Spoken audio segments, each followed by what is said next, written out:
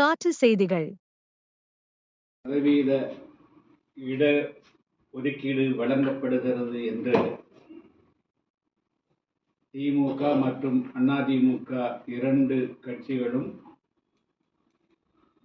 பெருமை பேசிக் கொள்ளுகிறார்கள். அதுவும் 91-92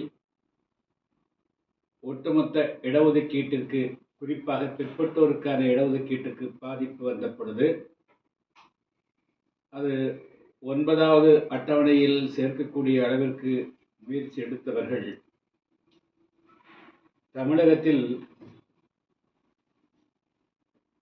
ஏறக்குறைய 20க்கு மேற்பட்ட தென் மாவட்டங்களில் வாழக்கூடிய தேவேந்திரகுல வேளாளர் சமுதாயத்துக்கான இடஒதுக்கீட்டையும், அதேபோல வடக்கு மாவட்டத்தில் வாழுகின்ற ஆதிராவிடர் என்று அழைக்கப்படக்கூடிய பழைய சமுதாய மக்களுக்கான 18% இடஒதுக்கீட்டையும் 3% குறைவாக இருக்கக்கூடிய ஆந்திராவை பூர்வீகமாக கொண்ட ஆதி ஆந்திரர்களுக்கு கடந்த 15 வருடங்களாக அப்படியே அனைத்து 18% இடஒதுக்கீடுகளும் பறிக்கப்பட்டு ஒரு சாதிக்கு வழங்கப்படக்கூடிய அநீதி நடைபெற்றுக் கொண்டிருக்கிறது. எனவே இந்திய அரசியல் சாசனத்தில் வழங்கப்பட்டிருக்கக்கூடிய இந்த அடிப்படை உரிமையை, குறிப்பாக தேவேந்திர வேளாளருக்கும் ஆதிராவிடர் பழைய சமுதாய தமிழ் ஒட்டு 2 சமுதாயம் தமிழ் குடிமக்கள், இவர்களுக்கான சட்ட ரீதியான உரிமையை பறிப்பதை கண்டித்து நாங்கள் தொடர்ந்து மாநில அரசிடத்தில் வலியுறுத்தி வருகிறோம்.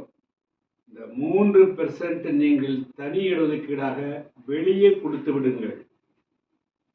உள் இடஒதுக்கீடு என்ற பெயரில் உள்குத்து செய்து எஞ்சியிருக்கக்கூடிய 15%ஐயும் அபகரிக்கக்கூடிய ஒரு அநாகரிகம், அராஜகம், சட்டவிரோதம் நடக்கக்கூடாதுன்னு சொல்லுகிறோம். ஆனால் திமுகவும் கேட்பதாக இல்லை, அதே போல அதிமுக ஆட்சியிலும் அதை செய்யவில்லை. இதற்கும் ஜெயலலிதா அவர்கள் அந்த உள்ளொதுக்கீட்டை கடுமையாக எதிர்த்தார். எனவேதான் இப்பொழுது தொடர்ந்து திமுக பிடிவாதமாக தாங்கள் பிடித்த முயலுக்கு 3 கால் என்பதை சொல்லுவதைப் போல மற்ற சமுதாய தேவேந்திர மக்களுக்கும் ஆதரவிற்கான பங்கை பிடுங்கி ஒரு சாதிக்கு கொடுக்கிறார். அது மட்டுமல்ல, இன்னைக்கு கடந்த 3 வருஷத்தில் தாட்கோவில் வழங்கப்பட்டிருக்கக்கூடிய அனைத்து கடனுதவிகளுமே அந்த அருந்துக்கு தான் போயிருக்கு. இதெல்லாம் கபுக்கமாக மிகப்பெரிய அநீதி. இதெல்லாம் ஒரு கொள்ளை என்று சொல்லலாம், அந்த அளவுக்கு நடக்குது. எனவேதான் தமிழ்நாடுங்கும் இந்த உள்ளொதுக்கீட்டால் எந்த அளவுக்கு தேவேந்திர வேளாளர்களும் ஆதிராவிடர் நடக்கிற பழைய சமுதாய மக்களும் பாதிக்கப்படுகிறது என்பது குறித்து முதற்கட்டமாக கருத்தரங்கு நடத்துகிறோம். இதனுடைய நிறைவாக நாங்கள் பொதுக்கூட்டங்கள் நடத்தி விழிப்புணர்வை உண்டாக்கிய பிறகு தமிழகம் தழுவி ஒரு மிகப்பெரிய போராட்டத்தை நடத்த இருக்கிறோம். அதற்கான சுற்றுப்பிரயாணமாகத்தான் நேற்று நாங்கள் விருதுநகரில் புதிய தமிழகம் கட்சியுடைய மாவட்ட நிர்வாகிகள் கூட்டம் நடைபெற்றது. அதே போல புதிய தமிழகம் கட்சியின் 7வது மாநில மாநாடு வருகிற டிசம்பர் மாதம் 27ஆம் தேதி போல மதுரையில் நடைபெற இருக்கிறது. அதே போல மாஞ்சோலை தேயிலை தோட்ட தொழிலாளர்கள் பிரச்சனையை பொறுத்தப்பட்டிலும் அவர்கள் பிற மாநிலங்களிலிருந்தோ பிற நாடுகளிலிருந்தோ வந்தேறிகள் அல்ல. அவர்கள் தமிழகத்தை பூர்வீகமாக கொண்டவர்கள். அவர்கள் அந்த வனப்பகுதியை உருவாக்குவதற்காக சென்றவர்கள். அதாவது திருவாங்கூர் சமஸ்தானத்தினுடைய கீழ் இருந்த காலத்திலேயே அவர்கள் மாஞ்சோலையிலே குடியேறியவர். அதற்கு பிறகு தேயிலை தோட்டங்கள் வருகின்றன. அதனால பணிகள் ஒரே வருமானத்தை மட்டும் வைக்க முடியாது என்பதற்காக குடும்பத்தில் இருக்கக்கூடியவர்கள் 1-2 பேர் அந்த தொழிற்சாலை பணியாற்றுகிறார். இப்பொழுது அந்த கம்பெனி மூடப்படுகிறது என்பதற்காக அந்த பூர்வீகமாக வாழ்ந்து கொண்டிருக்கக்கூடிய மலைவாழ் மக்களை வெளியேற்றுவது எந்த விதத்திலும் சரியானதல்ல. எனவே இந்த விஷயத்திலும் அங்கே புலி இருக்கிறது, கரடி இருக்கிறது என்று தவறான தவறுகளை உயர்நீதிமன்றத்துக்கும் உச்சநீதிமன்றத்துக்கும் தமிழ்நாடு அரசு கொடுத்து அவர்களை வெளியேற்றுவது என்ற ஒரே குறிக்கோளாக செயல்படுகிறார்கள். நாம் நீதிமன்றத்திலும் போராடுகிறோம். அதே போல அந்த மக்களை வெளியேற்றக்கூடிய சூழ்நிலை வருகின்ற பொழுது அதை நாங்கள் மக்களை திரட்டி மக்கள் திரள் வாயிலாகவும் அதை தடுத்து நிறுத்துவதற்காகத்தான் அப்பொழுது கருத்து உருவாக்கம் செய்து கொண்டிருக்கிறது. பட்டியல் வெளியேற்ற மாநாடு நடத்தணும். உள்ளிட பட்டியல் வெளியேற்றங்கிறது இடஒதுக்கீடோடு சேர்ந்ததை பட்டியல் வெளியேற்றலாம். நமக்கான உரிமைகள் அது மிக மிக பிற்பட்டோரில் சேர்க்கப்பட்டாலும் அங்கும் இடஒதுக்கீடு. நான் பட்டியலுக்கு அப்பாற்படல, இந்த எஸ்சி பட்டியலிருந்து வெளியேற வேண்டும் என்று தான் கேட்டவர். இன்னொரு புது இடஒதுக்கீடு கூடாது என்று சொல்லல. அது மிக மிக பின்தங்கிய ஒரு பட்டியல், புது பட்டியல் உருவாக்கப்பட வேண்டும் தான் சொல்லணும். அதாவது பிசிக்கு பாதிப்பு பெறக்கூடாது, எம்பிசி 20% பாதிப்பு பெறக்கூடாது. அப்போ எஸ்சிக்கும் எம்பிசிக்கும் இடைப்பட்ட ஒரு நிலையை உருவாக்கி அதுல இந்த மக்களுடைய ஜனத்தொகையிலும் அது கொடுக்கணும் தான் சொல்லணும். எஸ்சி பட்டியல் கூடாது, இன்னும் அதே நிலைப்பாடு தான் இருக்கும். மும்மொழி கொள்கையில ஓகே ஓகே அதாவது இல்ல மத்திய அரசு இதற்கான நிதியை வழங்க மறுக்கிறது. சரி சரி, நான் இதை பற்றி தெளிவா நான் சொல்லிடுறேன். ஒரு மொழியை கற்கக்கூடாது என்று சொல்லுவதற்கு மாநில அரசுக்கு எந்த விதமான முகாந்திரம் இல்லை, அதிகாரமும் கிடையாது. இந்தியா என்பது ஒரு நாடு. இந்திய அளவில் ஒரு தேசிய கொள்கை உருவாக்கப்படுகின்ற பொழுது அந்த கல்விக் கொள்கையினுடைய அடிப்படையில் தான் மாநில அரசினுடைய கல்விக் கொள்கைகளும் வகுக்கப்பட வேண்டுமே தவிர அதற்கு நேர் விரோதமாக இருக்கக்கூடாது. அதாவது இங்கே எந்த விதமான மொழி திணிப்பும் இல்லைங்க. இப்போ ஒரு மாநில அரசு இந்திய அரசியல் சாசனத்தினுடைய விதிகளின்படி 19, 20, 21 விதிகளின்படி சாதி, மதம், மொழி, இனம், பூகோள ரீதியாக எந்த விதமான பாகுபாடுகளும் காட்டப்படக்கூடாது. இப்பொழுது இவர்கள் பேசக்கூடிய மும்மொழி என்று சொல்லக்கூடியது, அந்த இந்தி என்று சொல்லக்கூடியது ஏழை எளிய விளிம்பில் இருக்கக்கூடிய மக்கள் பயிலக்கூடிய அரசாங்கத்தினுடைய பள்ளிகளுக்கு மட்டும்தான் இவர்கள் அந்த சட்டத்தையும் திமுகவினுடைய கொள்கையும் திணிக்கிறார்களே தவிர வசதி படைத்தவர்கள் பயிலுவதற்கு பழைய பள்ளிகளுக்கு இவர்களுடைய எந்த விதமான கொள்கையும் இல்லை. எனவே மும்மொழி என்பது தமிழகத்திலே இருக்கக்கூடிய கோடான கோடி மக்களுடைய ஏழை எளிய பிள்ளைகளுக்கு மட்டும் அந்த வாய்ப்பளிக்க கூடாது என்று சொல்லுவது எந்த விதத்திலே தர்மம், நியாயம், சட்டம் என்று கேட்டுக்கொள்கிறேன். அதாவது இந்தியை யாரும் திணிப்பதில்லை. அதாவது 1ஆம் வகுப்பிலிருந்து 8ஆம் வகுப்பு வரை தான் இன்று இருக்கக்கூடிய சென்ட்ரல் போர்டு செகண்டரி எஜுகேஷன் கூடிய கூட 8th வரையிலும் தான் இந்தி கற்றுக் கொடுக்கிறார்களே தவிர 9, 10க்கு பிறகு அந்த இந்தி என்பது கிடையாது. எனவே பக்கத்துல, அதாவது 100 அடி தூரத்தில் இயங்கக்கூடிய சிபிஎஸ்இ பள்ளிகளோ வேறு ஐசிஎஸ்இ பள்ளிகளோ அல்லது ஐபி பள்ளிகளோ வேறு பள்ளிகளிலோ ஒரு இந்தி பயிலுவதற்குண்டான வாய்ப்பு இருக்கின்ற பொழுது, அதே போல அரபிய மொழியை இஸ்லாமியர் கற்றுக்கொள்ள வாய்ப்பு இருக்கின்ற பொழுது, கர்நாடகத்தினுடைய எல்லையில் ஆந்திராவுடைய தொழில்கள் தெலுங்கு கற்றுக்கொண்டிருக்கின்ற பொழுது இது எந்த விதத்தில் நியாயம்? திமுக வரட்டுவாதமா விடாப்பிடியாக நாங்கள் அரசாங்கத்தில் இருக்கிற பள்ளிகள் படிக்கக்கூடிய ஏழை பள்ளிகளுக்கு உண்டான வாய்ப்பை தட்டி வைப்போம் என்று சொல்லுவது இது சட்டவிரோதம், நியாயமே கிடையாது. அவர்கள் ஒரு காலத்தில் இதை வைத்து அரசியல் செய்திருக்கலாம், அது அவர்களுக்கு சில வாய்ப்புகளை கூட கொடுத்திருக்கலாம். ஆனால் 21ஆம் நூற்றாண்டில் இன்னைக்கு ஆர்டிஃபிஷியல் இன்டெலிஜென்ஸ் உருவாக்கக்கூடிய காலகட்டத்தில் அதுபோக இன்னைக்கு பல மொழிகளும் ஒருவர் கற்றுக்கொள்வது மூலமாகத்தான் அவர்களுக்கு வாய்ப்புகள் தருது. ஜப்பான் மொழியை கற்றுட்டா ஜப்பானுக்கு வேலைக்கு போகலாம், ஜெர்மன் மொழியை கற்றுட்டா ஜெர்மனுக்கு வேலைக்கு போகலாம், பிரெஞ்சு கற்றுட்டா அங்கே போகலாம், லாட்டின் கற்றுக்கலாமா, ரஷ்யா கற்றுக்கலாமா என்று இன்னைக்கு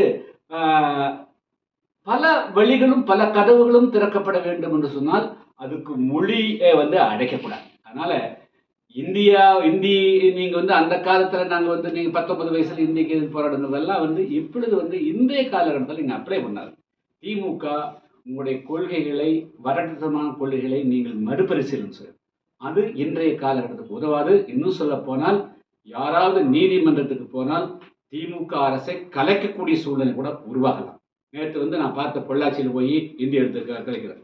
இவங்க ஒருவேளை இதை நீட்டிச்சுட்டே போனா திமுக 2026 வரையும் ஆட்சி இருப்பதற்கு உண்டான வாய்ப்பு குறைவென்றே நான் கருதுகிறேன். அது செய்யக்கூடாது. நீங்க விருப்பமா இருக்குது அரசாங்க பள்ளிகளில் நீங்க இன்ட்ரோடியூஸ் பண்ணுங்க, ஆச்சுங்களா? அந்த குழந்தைகளை கத்துட்டு போட்டோம். இதெல்லாம் என்ன உங்களுக்கு என்ன கஷ்டம்? திமுக என்ன கஷ்டம்?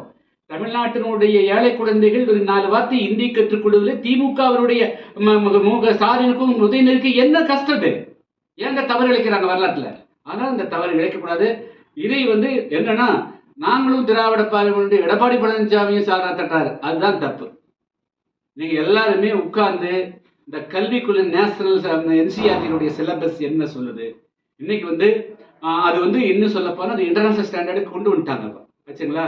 அதனால கடந்த காலத்து போல ஏட்டுக்கு கல்வி பண்ண முடியாது. இன்னைக்கு வந்து ஸ்கில் திறன் வளர்ப்போடு பல திறன்களும் இருந்தால்தான், 3 திறன்களுக்கு குறைவில்லாமல் ஒரு குழந்தை இருந்தால்தான் இன்றைய உலகில் சரிவிலாக முடியும். அதுல மொழி ரொம்ப முக்கியம். இந்தி படித்தால் யாருடைய எந்த விதமான குடியும் மூழ்கிவிடப் போவது கிடையாது. ஆனால் திமுக தங்களுடைய கொள்கைகளை, அந்த காலத்து கொள்கைகளை மறுபரிசீலனை செய்யணும். எல்லா அரசோட உலகத்தில் இருக்கிற எல்லா நாடுகளும் தங்களுடைய யாரும் மொழியை கட்டுப்படுத்துறதே கிடையாது, எக்ஸப்ட் தமிழ்நாடு.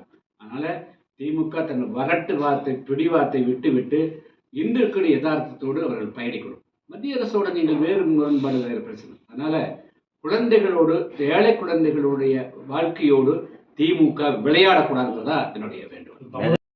வரும்போது உங்களுக்கு என்ன கஷ்டம் வந்தது? படிக்கிறது குழந்தை, அந்த குழந்தைகள் தான் படிக்கிறாங்க. தமிழ்நாட்டு குழந்தை மட்டும் நீங்க கார் அவுட் பண்ணிடலாம். நீங்க நிதி எப்ப பிரச்சனை வருது? நீங்க வந்து இந்தியா ஃபுல்லா வந்து ஒரு தரமான கல்வியை கொடுத்தால்தான் நீங்க வந்து அந்நிய முதலீட்டை ஈர்க்க முடியும், அதுக்கு தகுந்த மாதிரி குழந்தைகளை எக்யூப் பண்ண முடியும். அப்படின்னு ஒரு கொள்கை வரும்போது அந்த கொள்கையில் நீங்க முரண்படுறீங்க, நீங்க வேறு விதத்தில் நீங்க போய்க்குங்க. அதனால அடிப்படை வந்து குழந்தைகளுடைய கல்வியில வந்து திமுக விளையாடக்கூடாது. இந்த மாதிரி வந்து தேர்வுகள் இல்லாம இருந்தனுடைய விளைவுகள் தான் தரமே இல்லாம தரைமட்டமாயிருக்கு வச்சுங்களா. அதனால கண்டிப்பாக வந்து இதெல்லாம் வந்து தேர்வுனா படிச்சு ஃபெயில் ஆகிறது இல்லை, அந்த குழந்தையுடைய திறன்களை வளர்க்கக்கூடிய மெத்தட் தான் ஆச்சுங்களா. உங்களுக்கு தெரியும், நம்மளுக்கு தெரியாதுல்ல, கடந்த 15-20 வருஷத்துக்கு முன்ன ஒவ்வொரு குழந்தையும் வந்து எல்கேஜி யூகேஜி நான் குழந்தை ஏபிசிடி கற்றுக் கொடுக்க எத்தனை பெற்றோர்கள் அந்த அப்ளிகேஷனுக்காக 2 நாள் 3 நாள் காத்து கிடந்து வாங்கிக்கிறாங்க. ஸோ அதனால வந்து இவர்களெல்லாம் குழந்தைகளை வந்து ஃபெயில் பண்ணி வெளியேற்றதுக்காக வந்து தவறான பிரச்சாரத்தை திமுக கிட்ட ஒரு பிரச்சாரம் வந்து ஒரு அமைப்பு இருக்கு அப்படிங்கிறதுக்காக மக்கள் மத்தியில விஷக்கருத்துக்களை பரப்புகிறார்கள். ஆனால் மக்கள் ஏமாறக்கூடாது. திமுக தமிழ்நாட்டு மக்களுக்கு துரோகம் செய்யக்கூடிய வகையில் இந்த மொழிக் கொள்கையை எடுக்கிறாங்க. ஆனால் அது வந்து எடுபடாது என்பதை நான் சொல்லிக்கொள்ள விரும்புகிறேன். அவர்கள் ஏதாவது களத்தில் இறங்கி போராட வேண்டி வந்தால் அந்த எந்த போர்னு சொல்றாங்களோ அதே சமமான போர் வந்து மக்கள் மத்தியில் நடக்கும். இருமொழி கொள்கையில நாங்கள் கிராஸ் என்ரோல்மெண்ட் விஷயம் வந்து 50 தாண்டிட்டோம். வந்து பிரெஞ்சு கற்றுக்கிறாங்க, ஜெர்மன் கற்றுக்கிறாங்க, இங்கிலீஷ் கற்றுக்கிறாங்க. அதனால் அவங்க ஒன்றும் கெட்டு போகுது. உலகத்தில் இன்றைக்கி மிக மகிழ்ச்சியான நாடுகளில் ஒன்றாக வந்து ஃபியூச்சராக பணக்கார நாடாக்குது. இந்த மொழியை பிடிச்சி கட்டி பிடிச்சிட்டு உட்காந்துருக்கல. குழந்தைகளுக்கு நீ கொடுங்க, எது வேணால் எடுத்துக்கிட்டோம் வச்சுங்களா. இப்போ வந்து ஒரு 8ஆம் கிளாஸ் வரை இது படித்தா தான் இதில் என்னைக்கு பின்வாங்கினாங்களோ அதுக்கு பிறதாங்க யூபிஎஸ்சியில் வந்து தமிழ்நாட்டுடைய பங்கு குறையுது.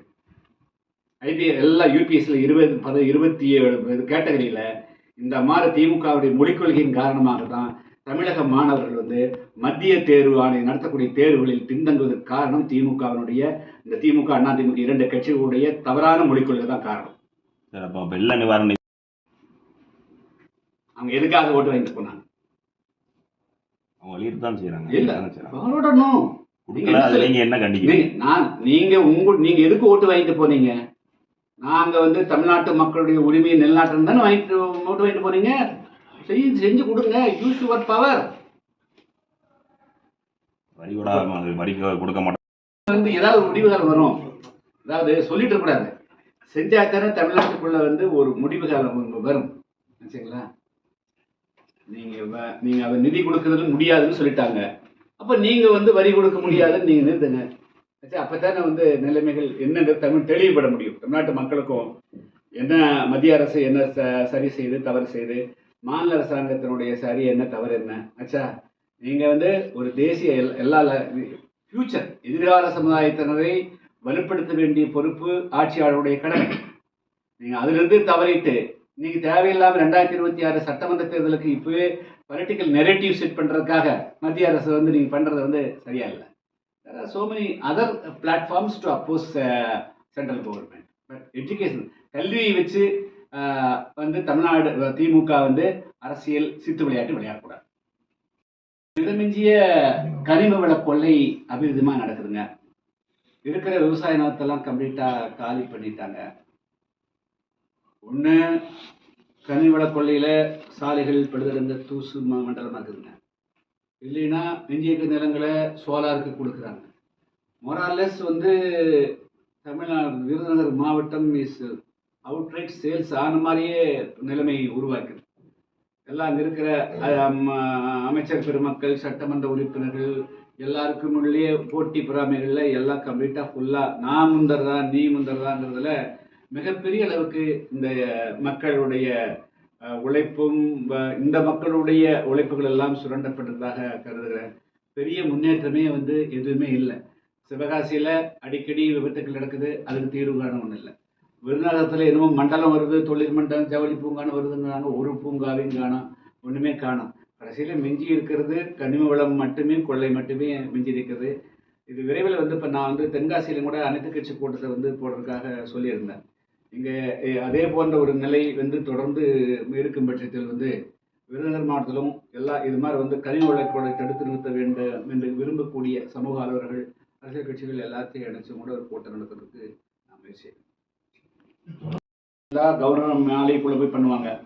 அவங்க விரும்பினா கவர்னர் கேட்ட உடைச்சிட்டு உள்ளேயும் கூட போய் பண்ணுவாங்க. அவங்க ஆட்சிக்கு வந்துன்னா எல்லாரும் தமிழ்நாட்டை விட்டு வெளியே போய் இனிமேல் Kerala border, Karnataka border, Andhra border தான் போராட்டத்தவும் எதுவும் நடத்தக்கூடாதுன்னு சொல்ல வாய்ப்பு இருக்குதுங்க.